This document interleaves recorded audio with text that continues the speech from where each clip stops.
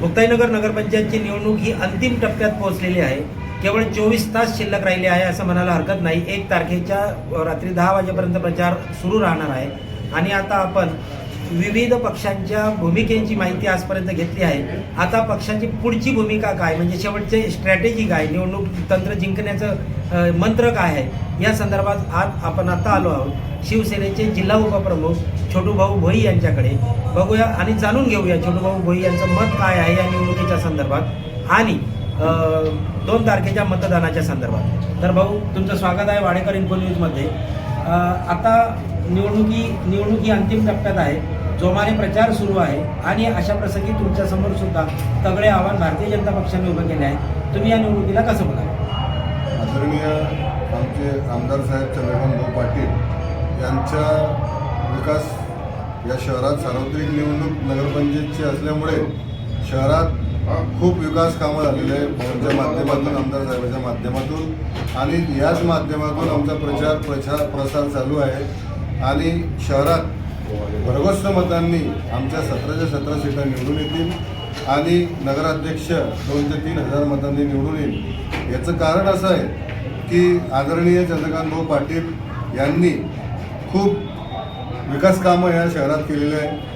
जसं तुमचं व्यापारी संकुल मंजूर झालेलं आहे, MIDCचं काम चालू आहे, मंजूर झालेलं आहे.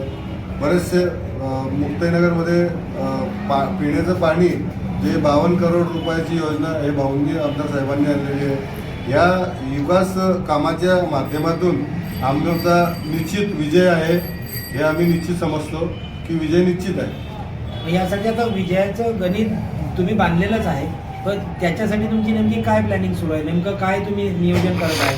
17 प्रभाग आहे आणि 1 नगराध्यक्ष निवडून द्यायचा आहे. 18 उमेदवारांसाठी शिवसेनेची प्रचार तंत्र काय कसं सुरू आहे शेवटच्या क्षणाचं?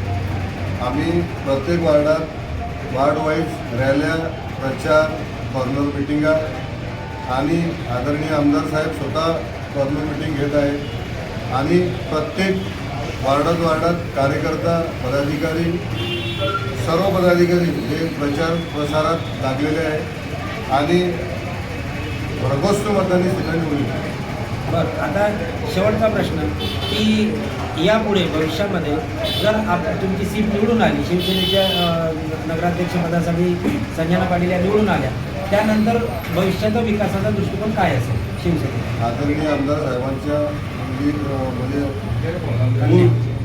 मुलगी असल्यामुळे आदरणीय आमची ताई संजनाताई हे नक्कीच या शहरात विकासाचं विजन घेऊन या निवडणुकीमध्ये उतरलेले आहे आणि निश्चित त्या निवडून आल्यानंतर या शहराचा विकास करते.